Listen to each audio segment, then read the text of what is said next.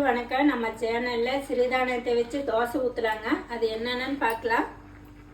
கோதுமை, பச்சைப்பயிறு, ராகி, இட்லி மாவு, இதுதாங்க இதுக்கு தேவையானது. ஒரு 6 மணி நேரத்துக்கு முன்னாடி ஊற வச்சு எடுத்தாச்சுங்க. இதை நம்ம மிக்சியில் கொஞ்சம் கொஞ்சமாக போட்டு அரைச்சிக்கலாம்.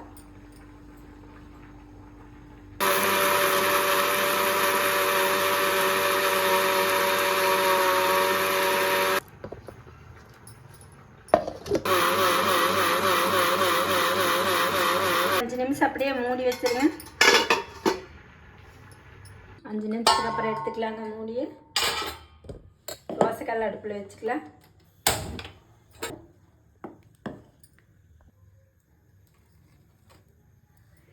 நம்ம இருக்கிற மாவெல்லாம் அப்படியே ஊற்றி எடுத்துக்கலாங்க. சிறுதானிய தோசை ரெடியாகிடுச்சிங்க. வெரி சிம்பிளாக தான். நீங்களும் இது மாதிரி செஞ்சு பாருங்கள்.